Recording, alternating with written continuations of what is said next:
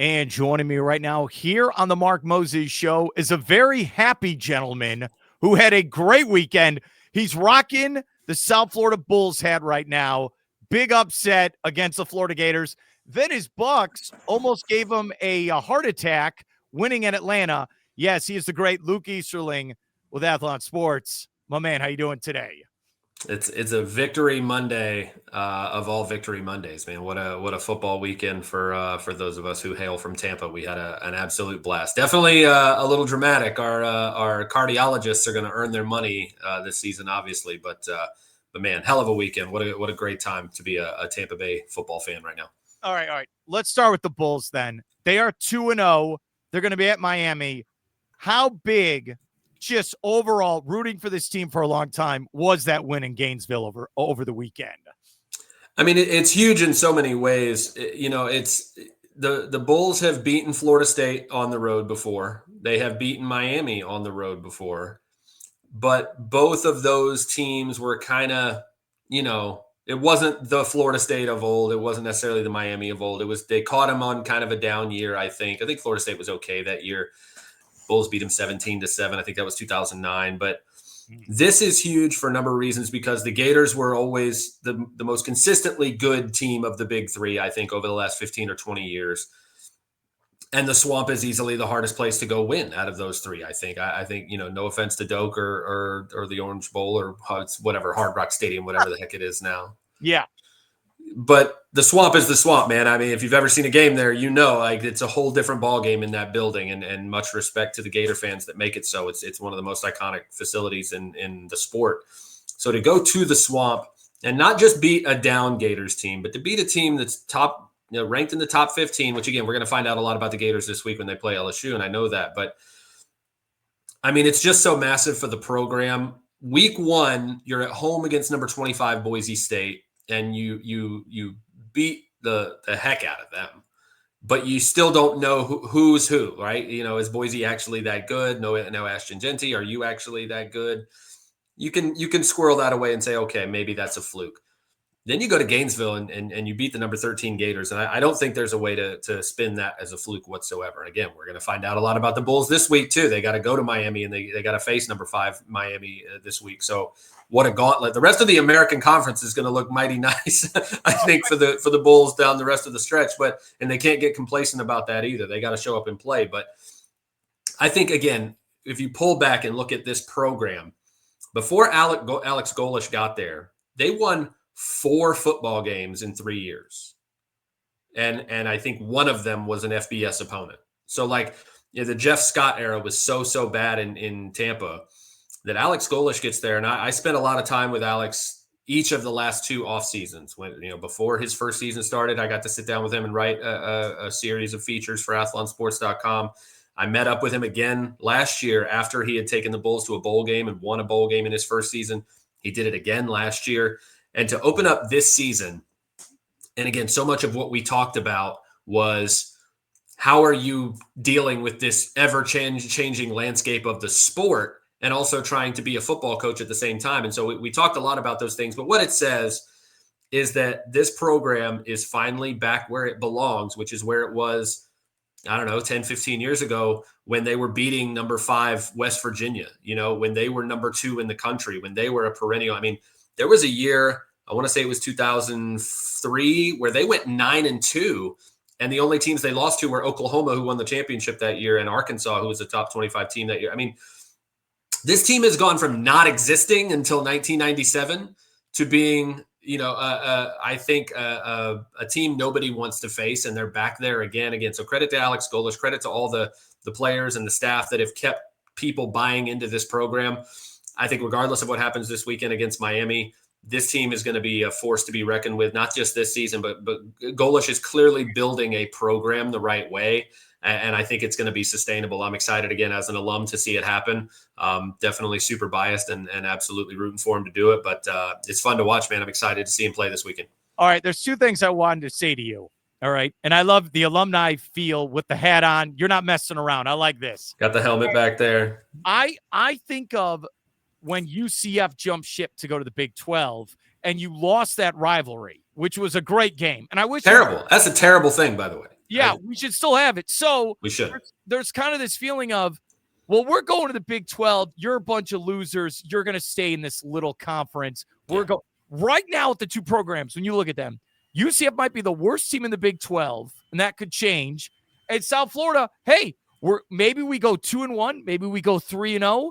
We can win the conference, the American. We could go to the playoff. That's on the line. That is wild. The other one, if I would have told you Saturday morning, oh, you're going to score 18 points and win, what would you have told me? 18. And I think that's honestly the most encouraging thing that I've seen from the Bulls these first 2 weeks is we knew that with Byron Brown back healthy, the offense was probably going to get back to its normal effectiveness. And again, they're still kind of disjointed and figuring some things out there. But the most encouraging thing for me is this is the best defense we've seen in Tampa in a long, long time. And so and again, DJ Lagway, healthy. Like, it's not like they didn't even have their quarterback. Like, to make that offense they scored one touchdown, and it was in the, late in the second half. And so to hold a Boise State team to 7, to hold the Gators to 1 touchdown, that's the most encouraging sign for me through these first 2 weeks, because everybody in college football can score points to a certain point, especially when you get late in the season and you have to win clutch games. You've got to be able to play defense. You've got to be able to be stout on that side of the ball, or you're just not going to make it through the whole season. So if they can sustain that kind of defensive play, that's what makes me most excited for their ability to kind of run the table and maybe go to the playoff. Crazy conversation to have. We did not see this happening 3 weeks ago. We did not. All right, that's the Bulls. Good luck to them moving forward. Let's go to the Buccaneers. There were so many plays with about 5 minutes to go in that football game. I thought, and I text you this, I thought Penix fumbled at the 1 yard line. Yeah. And then there's other play where London drops it in the end zone. Dude, how crazy of an ending was that yesterday? Yeah, again, not very good for the old ticker, but it was just, it shows you how much that even at that level, at that speed, everybody is so big and so fast and so prepared. Like, so much effort and preparation and planning and execution goes into those games and those moments. And it's still a game of inches. Genuinely, it still is a game of Michael Penix keeping his body up above the ground long enough to where he doesn't land on. And again, Michael Penix is one of those guys that I'm super angry as a Bucs fan that he went to Atlanta, because he's a Dade City kid. He's a Tampa guy. Like, I'm pulling for him and rooting for him. But I hate that he's going to do it in Atlanta. Again, I love Raheem Morris, former Bucs head coach. I hate that he's in Atlanta because I don't want to root for him. But back to those plays, Penix is able to barely keep himself, off the ground long enough for that ball to stretch out. Because it was one of those, there were so many of those plays where I was like, oh, there's no way he fumbled. And then they show the replay and I'm like, God dang it. He did it. He made the play. Same thing with the touchdown run. He had a few plays later where he stretches out and I'm like, oh, there's no way, his knee's down. They show the replay. I'm like, dang it. He made it. He got in. But there, to your point, the Drake London miss. How about Antoine Winfield Jr. saving the day again? That there's no way he should have got to that ball. And if you go back to the last couple of Falcons games, he had that strip last year against Kyle Pitts that should have saved the game, but they said he crossed the goal line. The year before, he saved their butts again against the Falcons again when Desmond Ridder was kind of waltzing into the end zone and he knocked the ball away from Desmond Ridder for a touchback, saved that game for the Bucs. And again, this is a team that barely won the division. If you're the Falcons, stay away from Antoine Winfield Jr. when the game's on the line, because he will make you pay. And then again, when the Bucs finally get the ball back there, Emeka Egbuka, I mean, oh my gosh, like, this dude is a grizzled veteran already. You just, 4 for 67 and 2 touchdowns in his first NFL game. Think about how nasty this offense is going to be when Chris Godwin gets back, when Jalen McMillan gets back at some point down the stretch, weeks like 10 to 18, when Evans, Godwin, McMillan, and Egbuka are all on the field at the same time. And, oh, by the way, Bucky Irving and Rashad White and K-Dot and Tristan Wirfs is back in the lineup. You're all pro left and right tackle. Like, it's going to be so nasty, man. So my overarching feeling about this game is it's the absolute prime example of a steal, because any game that you win without Chris Godwin and Tristan Wirfs is a huge win, right? It's You feel like you still won because you didn't have two of your best players on offense and you still went out and won.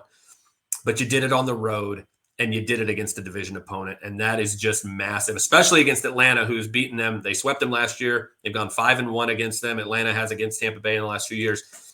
So there's just so many ways in which this is huge because the Bucs, two drives into that game, man, this looked ugly. The Falcons scored in 3 plays, 50-yard touchdown to Bijan Robinson. The defense looked like the same old problems. Offense goes 3 and out twice in a row, and it's like, this is going to get ugly. Then everybody settles down. Josh Grizzard, first time calling plays as an offensive coordinator. He settles down, and everybody figures it out. So again, it's the Bucs got outplayed in a lot of ways in this game, but you don't get points for trying. You get points for who has the most at the end, and the ugly wins count just as much as the pretty ones. So there's a lot to fix. There's a lot to work on. But to get this win, again, without Wirfs, without Godwin, with all the problems that you had and all the issues that need to be corrected, to still go to Atlanta and steal a division win on the road with all of those issues, mitigating that, it's just going to be massive. And when we get to the end of this season, this game is going to matter a lot. And we see how closely contested this division has been the last couple of years. Atlanta's going to be super angry that they didn't pull this one out because I think it's going to matter week 17, week 18 when it comes to time for the playoffs. Somebody's going to get in and not get in because of games like this. We're here, Luke Easterling, talking Buccaneers football. Get the win yesterday. Go to 1-0 and Division 1-0. This is very key. You're right where, got swept last year by Atlanta. All right, on defense, let's go back to this. So Winfield, if he misses on that, that's a touchdown. Yeah. That was a Hall of Fame level play by Antoine Winfield. Then there's a weird thing that happens on third down where Jamel Dean, I don't know, he kind of just touches the guy. Why did the receiver, how does he lose the football? That should have been a touchdown as well on third down. That was bizarre. And then Koo misses it's like a curveball the wrong way. Just bizarre type play. That was bad. And I'm going to tell you this also. Since you're ranting, I will go on the rant. Please do. I believe in Baker Mayfield. When they got the ball back, I know what was the offense? We'll throw to Mike Evans, and then let's see what this Ibuka guy can do. Was that the drive? Hit those two guys? Yeah, well, what's brilliant about how that drive worked is if you look at the touchdown throw, which happened with about a minute left, it was a 25-yard touchdown with a minute left. The design of that play was predicated on everything that had happened prior in that game and even on that drive. Because Mike Evans, who had 5 catches for 51 yards in this game, multiple times, a couple of those different catches he had, including one earlier on that drive, was him coming across from the left side of the formation on a dig route, so up about 10 or 15 yards, and you're crossing across the middle.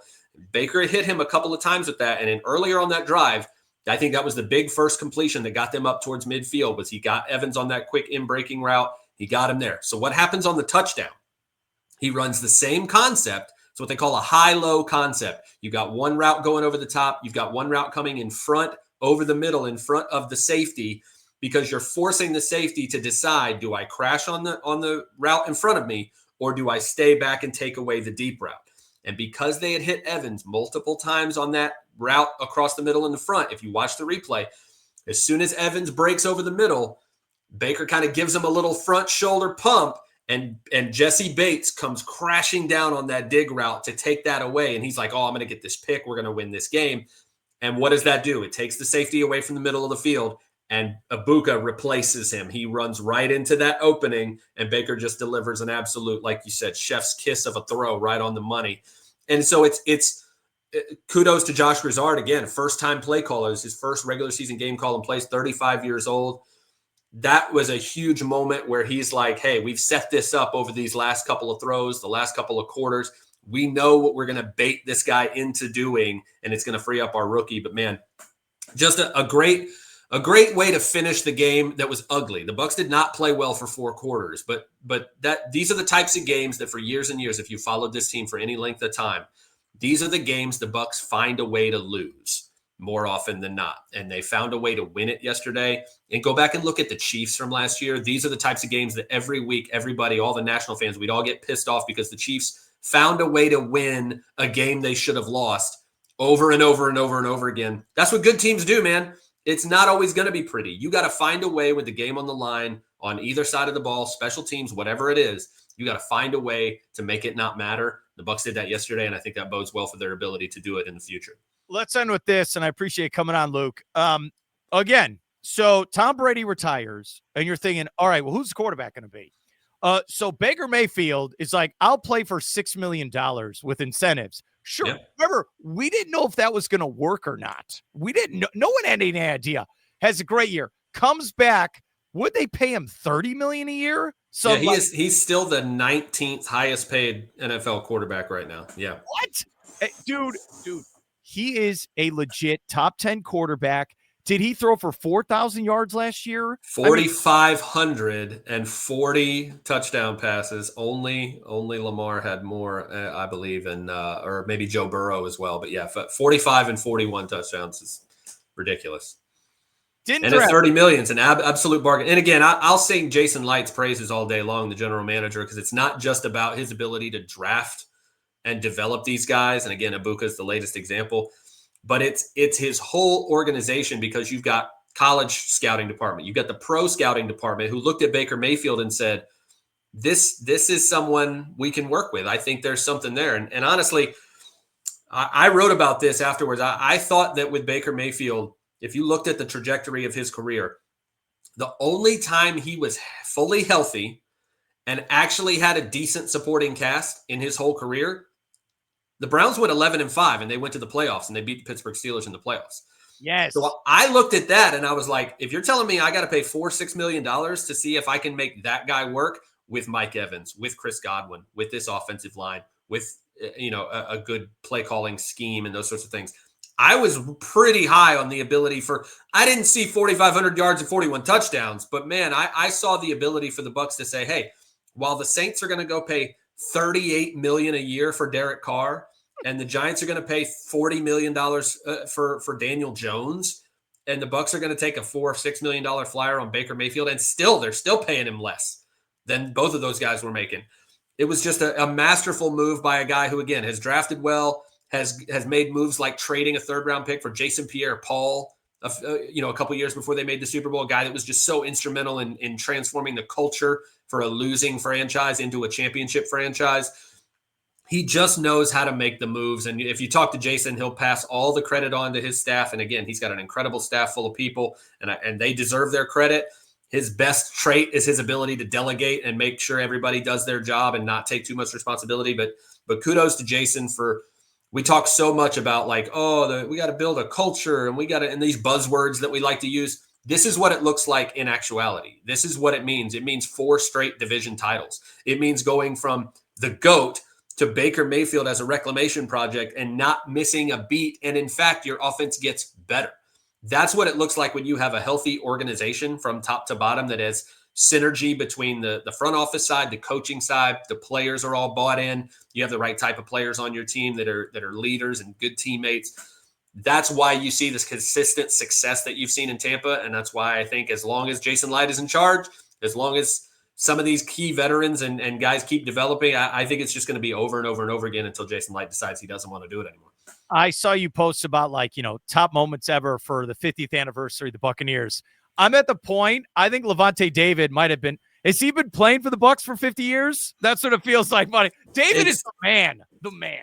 It's so funny, man. One of my favorite pieces that I've ever written, this was back when I was at BucsWire at USA Today a few years ago, and I got the chance to sit down with my good friend Rondé Barber because he has a unique experience because he played his last season his first season, he played with Hardy Nickerson, who was still in Tampa Bay back then. And so he got to see kind of Hardy's last time. Like Hardy Nickerson, I think, is so underrated in terms of his ability to help the young Derek Brooks and the young Warren Sapp build that championship culture that eventually came to be in Tampa. So he got to play a year with Hardy Nickerson. And then he played all of Derek Brooks's career, like next to him. And then he played with Levante in Levante's rookie season. So I had a great talk with him about like the common theme with the Bucs' ability to find these just iconic linebackers that you can just sit in the middle and completely own and transform the identity of your defense. And Levante, I think my favorite thing about Levante as a player is that he came into the league as an undersized linebacker. People were like, I don't know, man, he's 225, 230. I don't know if he can stay at linebacker. Not only did he stay at linebacker, Bucs were running a 4-3 back then most of the time, so he was a weak side backer. So you're like, okay, he's lighter, but he can be weak side. Then they switched to a 3-4, and they're like, well, now you have to be an inside linebacker in a 3-4, which back then was you got to be 235, 240 to do that. He's like, nah, I got you. He's gone through so many different defenses, so many different coordinators. He's been an outside linebacker, an inside linebacker, and all he's done is put up better numbers than Luke Kuechly ever did, better numbers than Bobby Wagner ever has. And I love both of those two players so much. But they got all the Pro Bowls. They got all the All-Pro nods because the Seahawks were always good and the Panthers were always good when Luke Kuechly was playing. The Bucs were always bad until 2019, 2020. So Levante David doesn't have the All-Pros. He doesn't have the Pro Bowls, but he's got better numbers than both of those guys who I think are unquestioned first ballot Hall of Famers. He should be too if you watch the tape. And what he has meant to this organization, I really do feel like this is going to be his last season. I get that vibe.